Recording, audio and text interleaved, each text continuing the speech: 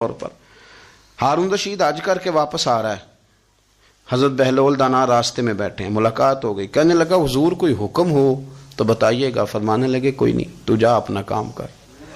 بادشاہ ہے یا کسی کو کارڈ مل جائے تو وہ لوگوں کو دکھاتا پھرتا ہے، وزیر صاحب نے خود دیا ہے، بادشاہ وقت خود کہہ رہا حضرت کوئی حکم ہو تو، فرمایا نہیں اللہ خیر کرے گا۔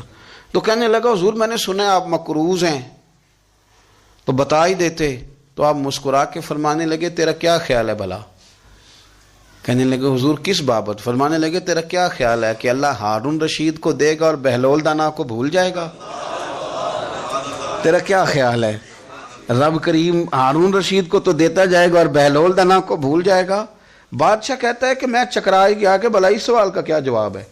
تو میں نے کہا حضور رب تو بھولنے سے پاک ہے، وہ تو کسی کو نہیں بھولتا، اسے نہ اونگ آتی ہے نہ نیند آتی ہے۔ تو فرمانے لگے جا پھر اپنا کام کر، جب مناسب سمجھے گا تو بہلول کو بھی قرضے سے نجات عطا کاری دے گا، تو جا اپنی ڈیوٹی کر، وہ جب چاہے گا نا تو میرے قرضے دور۔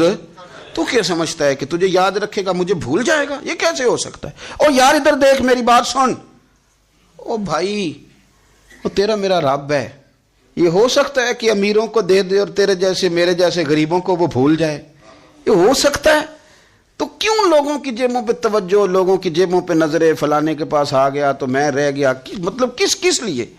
ہمارا رب کسی کو بھولتا نہیں ہے، کسی شخص کو وہ میرا مالک اپنے فضل سے نظر انداز نہیں کرتا، وہ سب کو نوازتا ہے، لیکن اس کی حکمت کے تقاضوں کا انتظار کرنا مسلمان کی شان ہے۔ کبھی کسی حسد میں کبھی کرنا ہو تو رشک کریں، مزہ آئے گا۔ اور یہ رشک کرنے کا نا، رشک کا معنی کیا ہے؟ حسد کا معنی یا اللہ اسے نہیں دینا چاہیے تھا مجھے دینا چاہیے تھا، اور رشک کا معنی یا اللہ تو نے دیا ہے کیا بات ہے، اسے دیا تو کیا بات، اگر تو نے دیا تو مالک جچا بھی ہے، اگر تو نے دیا ہے تو نظر بھی آیا ہے، اگر تو نے دیا ہے تو پھر کیا بات ہے، کمال ہو گئی، وہ نظر آ رہا ہے۔ اور یا اللہ اسے دیا ہے تو میں بھی تیرا بندہ ہوں، اسے بھی اور دے اور مجھے بھی عطا فرما۔ یہ رشک ہے، رشک کا نا حضور نے حکم دیا ہے، نبی پاک نے رشک کا۔ ہمارا یہ مسئلہ ہے کہ ہم نا جو کرنے والا کام ہے وہ نہیں کرتے، رشک کریں۔ بخاری مسلم میں حدیث ہے، نبی پاک صلی اللہ علیہ وسلم نے فرمایا دو بندوں پر رشک کرو، کہو کیا بات؟ رشک کرو دو بندوں۔ یا رسول اللہ کون کون سے؟ فرمایا ایک وہ مالدار جسے اللہ دولت دے اور وہ صبح بھی رب کے رستے میں خیرات کرے اور شام بھی رب کے رستے میں خیرات کرے، یہ قابل رشک ہے۔ کہو تیری کیا بات ہے بھائی، کیا تجھے اللہ نے نوازا ہے، اور اس پر رشک کرو کو یا اللہ اسے اور دے تاکہ یہ تیرے بندوں پہ اور اثار کرے اور تیرے بندوں پہ سخاوت کرے، اور اللہ اس کے فعل تصدق ہمیں بھی عطا فرما۔ اور حضور فرماتے ہیں ایک مالدار پر جو صبح و شام سخاوت کرے، اور ایک اس عالم پر جسے اللہ قرآن کا علم دے، وہ صبح بھی لوگوں کو قرآن مجید کے ترجمے تفسیریں قرآن کے درس سکھائے اور شام بھی لوگوں کو قرآن مجید کے درس عطا فرمائے۔ اس پر رشک کرو، کہو کیا بات ہے یار تیری، تجھے اللہ نے کتنا نوازا۔ قابل رشک لوگوں پر رشک کرو، ان کی تعریف کرو، ان کے لیے اچھے کلمات ادا کرو۔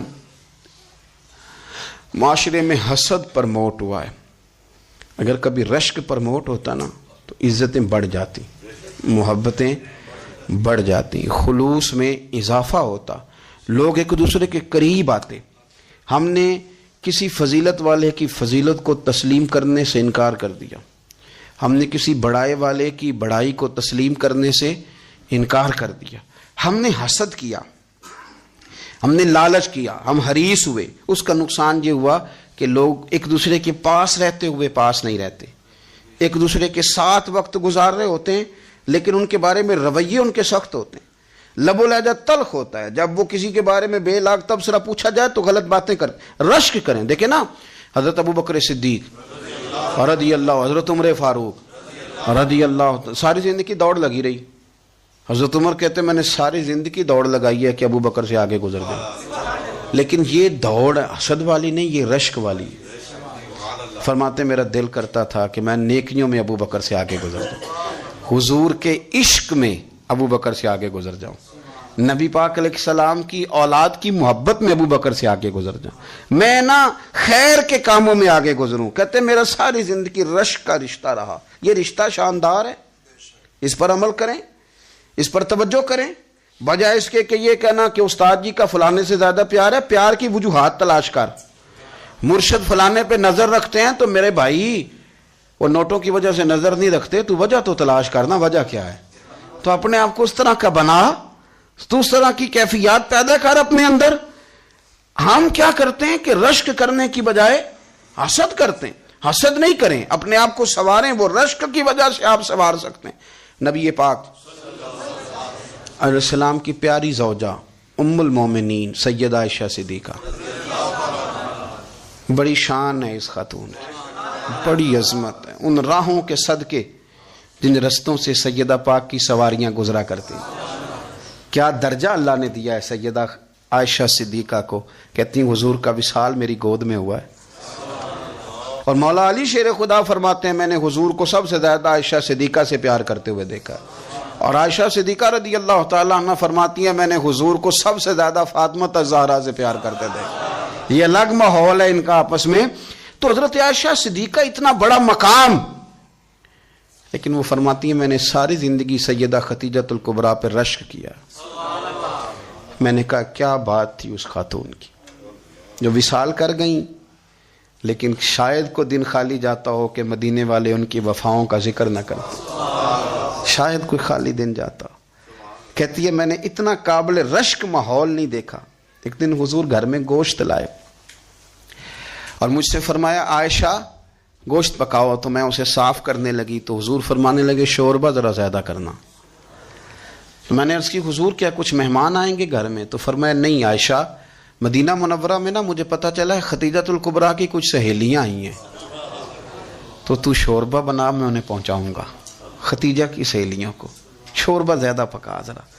تو حضرت عائشہ صدیقہ کہتی ہے میں نے بڑے نرم لب و لہجے میں بڑی بنا سوار کے مسجع مکفہ چن کے جملے بات کی۔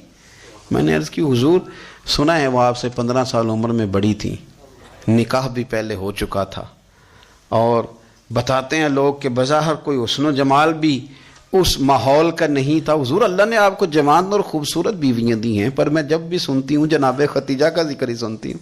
میں نے رشک کے انداز میں کہا، کہتی میں بات کہہ کے خاموش ہو گئی، اور جب میں نے نظر اٹھا کے دیکھا تو حضور کی آنکھوں میں آنسو۔ نبی پاک صلی اللہ علیہ وسلم کا یہ انداز دیکھا تو میں نے کہا حضور میں رب رسول کی بارگاہ میں توبہ کرتے ہیں، اب تو رو دیے۔ تو حضور فرمانے لگے عائشہ یہاں جو بھی آیا ہے نا وہ سکھوں اور آسانیوں کے دنوں میں آیا ہے، اور خدیجہ میری ان دنوں کی ساتھی تھی جو میرے تکلیف کے دن تھے، میری آزمائشوں کی، میری پریشانیوں کی میری ساتھی تھی۔ جب لوگ مجھے تکلیف دیتے تھے میں گھر جاتا تھا تو مجھے کہتی تھی حضور آپ تو صلہ رحمی کرتے ہیں، غریبوں کا بوجھ اٹھاتے ہیں، آپ تو لوگوں کے ساتھ محبت سے پیش آتے ہیں، حضور آپ پریشان نہ ہوں، آپ کا رب آپ کو ہمیشہ عزت ہی عطا فرمائے گا۔ فرمایا وہ میری تکلیفوں کی اسے کیسے، میرے بھائی رشک کیا لوگوں نے ایک دوسرے پر، حسد نہیں کیا۔ ہم تو نا جی اپنی مرضی کے فیصلے کرتے کرتے پیچھے رہ گئے، ہم نے لوگوں کو پیچھے کرنے کا سوچا تھا لیکن ہم سب سے پیچھے رہ گئے۔ ہم نے سیاست اور سازش کی تھی کہ کچھ لوگوں کے دلوں پہ پیر رکھ کے میں اپنا قد اونچا کروں گا، کچھ کے سینوں پہ پیر رکھ کے، لیکن ایسا نہیں ہوتا، یہ ہوتا نہیں۔ آپ کسی کی جگہ نہیں لے سکتے، اس لیے کہ رب نے سب کی جگہ اپنی اپنی بنائی ہوئی، سب کی جگہ۔ ہاں ایسا ضرور ہوتا ہے کہ کئی دفعہ نا ہم اپنے مقام کو گرا لیتے ہیں۔ وہ کسی نے کہا تھا کہ ایسا نہیں کہ تیری جگہ کوئی اور آ گیا، لیکن تیرا مقام بھی اب تیرا نہیں رہا۔ ہوتا یہ ہے کہ ہم نہ گرا لیتے ہیں اپنے آپ کو۔ اگر ہم رشک کا ماحول پیدا کریں، رشک کا، اور ہم کہیں کہ کیا بات ہے میں بھی سفر کروں گا، اس جانب جاؤں گا، بجائے یہ کہنا کہ فلاں آدمی بڑا آگے نکل گیا ہے، یہ کر کے نکل گیا، وہ کر کے نکل گیا ہے، یہ کہنا کہ یار میں بھی رب کریم کی اس مدد کو تلاش کرتا ہوں جس کی برکت سے اللہ نے اس پر فضل فرمایا۔ امام غزالی فرماتے ہیں 3 لوگوں میں حسد زیادہ ہوتا ہے، بغض زیادہ پیدا کر لیتے ہیں۔ اب چونکہ مضمون ہے تو ساری بات کھل کے ہی کرنی پڑے گی نا۔ فرماتے ہیں 3 لوگوں میں حسد، بڑے عہدے والوں میں حسد زیادہ ہوتا ہے۔ یعنی صوبائی وزیر کہتا ہے کہ حق میرا ویسے وفاقی وزیر کا تھا، اور وفاقی وزیر کہتا ہے کہ جتنا میرا تجربہ ہے نا مجھے بنایا وزیر اعظم ہی جاتا تو بات ٹھیک تھی۔ حسد زیادہ، بڑے عہدوں والوں میں حسد اور امام غزالی فرماتے ہیں مالداروں میں اثر زیادہ ہوتا ہے. غریب نے غریب سے کیا جلنا ہے؟ جلنے کو شے ہی کوئی نہیں، کس سے جلیں گے؟ تو غریب تو بیچارہ 4 روٹیاں ہوتی ہیں تو کہتا ہے چلو ٹھیک ہے آ جاؤ، دونوں مل کے بیٹھ جاتے ہیں. غریبوں کے دوست بھی غریب. امیر حسد کرتے ہیں، وہ سودے پہ سودا کرتے ہیں، وہ ایک دوسرے کی کمزوریاں بیان کرتے ہیں. میں نے گاہکوں کو نفع لیتے دیکھا ہے، فلانے سے مال لیتے تھے جی، اس نے بڑا تنگ کیا، تو کہتا ہے اسی طرح کا تو مجھ سے خریدا کر. لوگ استعمال کر جاتے ہیں. وجہ بیچ میں کیا ہوتی ہے؟ حسد، عداوت، خرابی ہوتی. اور تیسری بات امام غزالی نے شاید میرے لیے کہی ہے. امام غزالی فرماتے ہیں علماء میں حسد بڑا ہوتا ہے، عہدیداروں میں، مالداروں میں اور علم والے لوگوں میں. وہ بھی اللہ کی تقسیم پر راضی نہیں ہوتے، چونکہ وہ سمجھتے ہیں مجھے یہ لفظ آتے ہیں، میری قابلیت زیادہ ہے، میں زیادہ پڑھا لکھا ہوں، تو یہ منصب بھی میرا تھا، یہ کام بھی میرا تھا، یہ بھی میرے پاس ہونی چاہیے. ایسا نہیں ہوتا، یہ تو رب کریم کی عطا ہے. میں کئی دفعہ کہہ چکا ہوں کہ کام لینے پہ آئے تو میرے جیسے بیکار آدمی سے کام لے لے، یہ اس کی عطا ہے. اب ہمیں کرنا کیا ہے؟ ہمیں اس کی تقسیم پر راضی رہنا ہے، اس کی تقسیم پر قربان جائیں. رسول پاک علیہ السلام سے صحابی نے پوچھا حضور عزت کیا ہے؟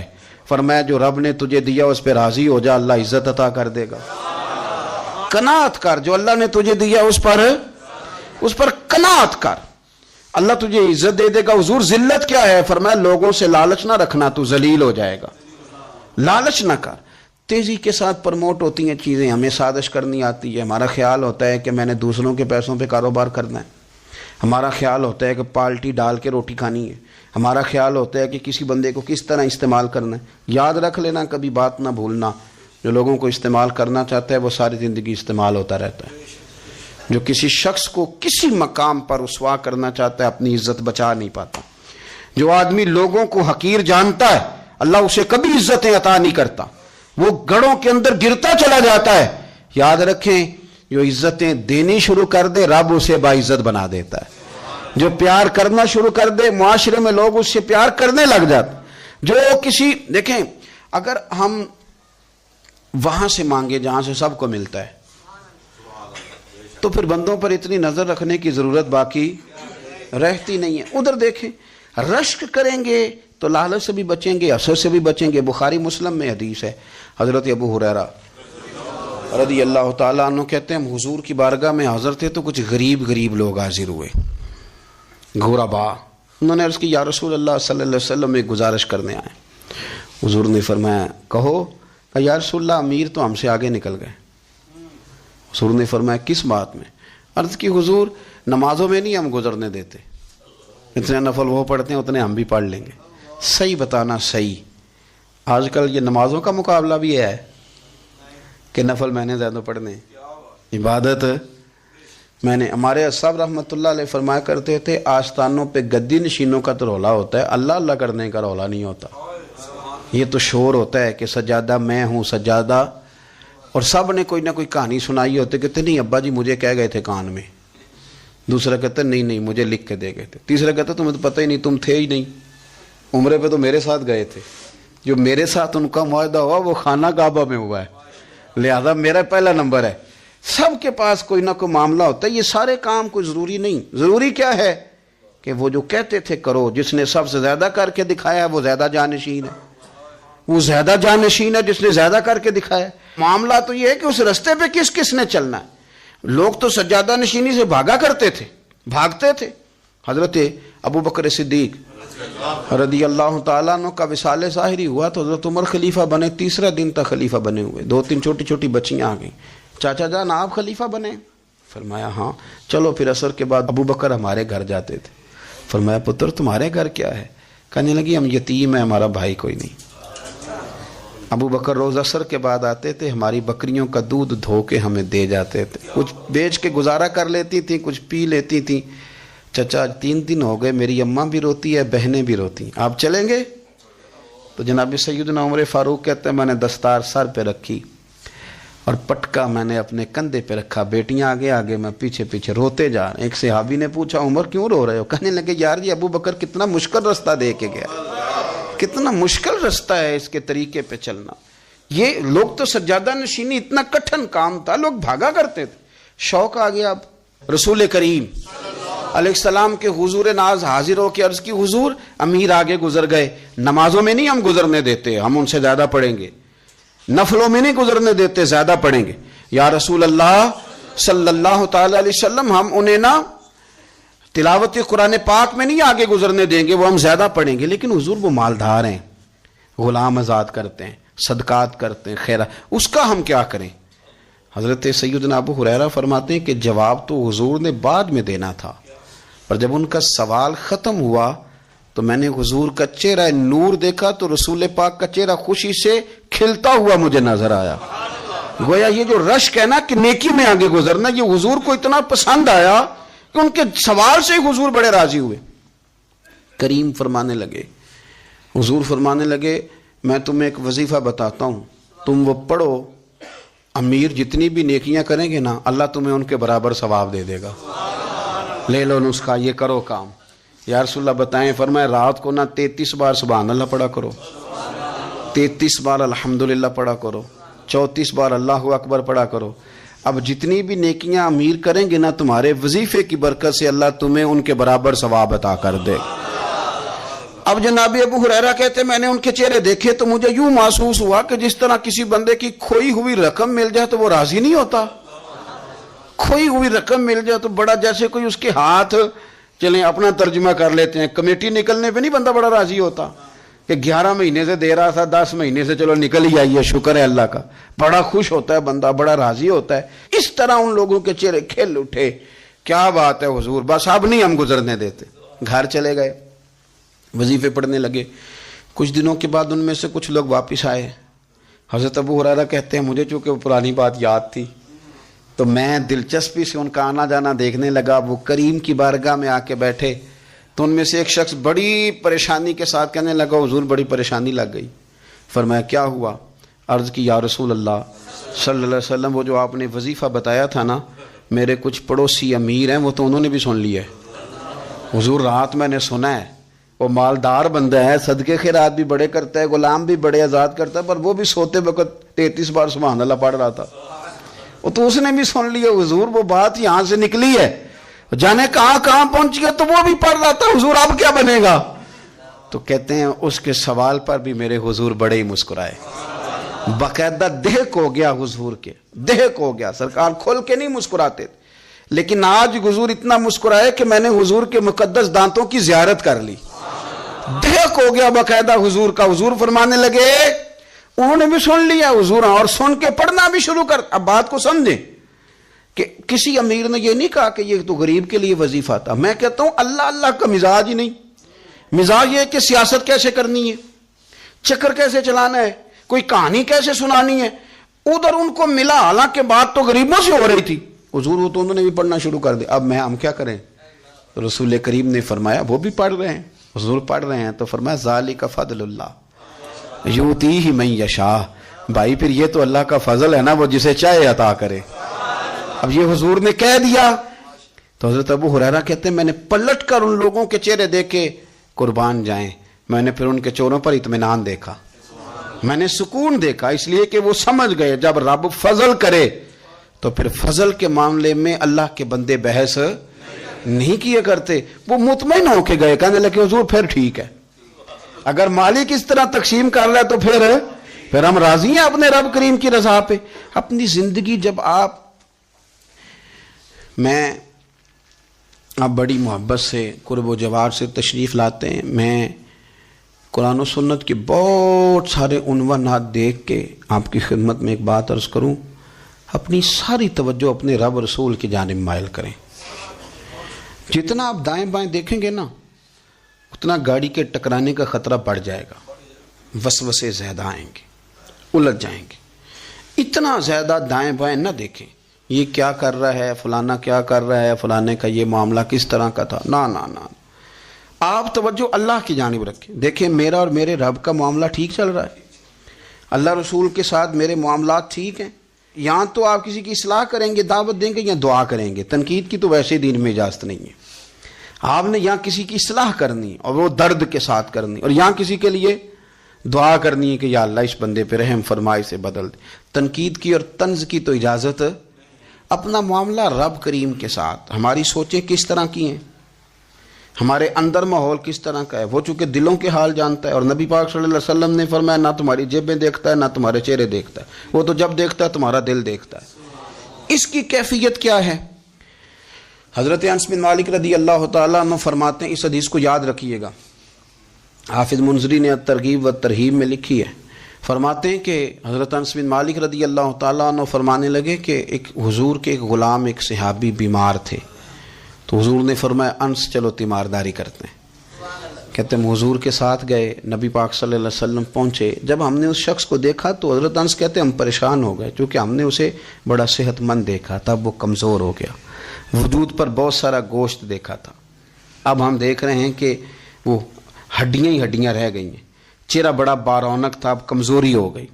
رسول کریم تشریف لے گئے اور حضور اس کی چارپائی کے سرہانے بیٹھے، اور جب حضور نے اپنا دست مبارک اس کے بالوں میں رکھا اور نبی پاک نے دست شفقت پھیرا تو کہتے ہیں اس شخص نے آنکھیں کھولی اور حضور کا چہرہ دیکھا تو اس کی خوشی کی کوئی انتہا نہ رہی، بڑا راضی ہوا، بڑا راضی، اور حضور نے اس کے لیے دعا کی، اس دعا پر بھی اسے بڑا اطمینان قلب بھی نصیب ہوا۔ کہتے ہیں حضور اکثر تیمارداری فرماتے تھے، پر آج نہ حضور نے ایک نرالی، انوکھی اور انفرادی بات ارشاد فرمائی۔ حضور نے فرمایا تو بڑا صحت مند تھا، کمزور ہو گیا، بڑا طاقتور تھا تو ضعیف ہو گیا، ایک سوال کا جواب تو دے۔ یا رسول اللہ فرمائیے۔ تو حضور فرمانے لگے اس حالت میں جب تو شدید بیمار اور تکلیف میں، یہ بتا کہ اس وقت تیرا اپنے رب کے بارے میں گمان کیا ہے؟ حضرت انس کہتے ہیں پہلے حضور بیماروں سے یہ سوال نہیں پوچھتے تھے، آج پوچھا، کیونکہ صحت میں لوگوں کی زبان پہ شکر ہوتا ہے اور بیماری میں شکوے ہوتے ہیں، معاذ اللہ۔ اس وقت اللہ کے بارے میں یہ سوچ حضور نے ہمیں دی ہے، تم نے ہر وقت یہ ذہن بنانا ہے کہ یہاں رب کریم کے بارے میں کیا تصورات پل رہے ہیں، آوازیں کیا اٹھ رہی ہیں، اس وقت تیرا اللہ کے بارے میں گمان کیا ہے؟ تو جناب انس بن مالک کہتے ہیں اس نے ہمیں اشارہ کیا کہ مجھے اٹھا کے بٹھاؤ، ہم نے بٹھایا تو کہتے ہیں پھر اس نے اپنی آنکھیں کھولی اور حضور کے چہرے نور پر نظر کر کے نظر جھکا لی، عرض کرتا یا رسول اللہ میں کمزور ہوں، بیمار ہوں، تکلیف میں ہوں، اٹھ نہیں سکتا، کھا نہیں سکتا، پر حضور ابھی بھی میرے دل سے آواز یہی نکلتی ہے کہ میرا رب بڑا ہی کریم ہے، میرا اللہ بڑا ہی مہربان ہے، وہ بڑا ہی معاف کرنے والا ہے، وہ اپنے بندوں سے پیار ہی بڑا کرتا ہے۔ آپ میری بات کو سمجھیں، کیفیت کیا ہے اور الفاظ کیا ہیں۔ حضور وہ مجھ سے بڑی محبت کرتا ہے، بڑے پیار والا ہے۔ یہ لفظ کہتے کہتے آواز بھرا گئی، آنسو نکل آئے، پھر اس نے تکلیف زیادہ محسوس کی تو وہ لیٹ گیا، اور پھر اس نے حضور کے چہرے نور پہ نظر ڈالی، کلمہ پڑھا، روح ہی پرواز کر گئی۔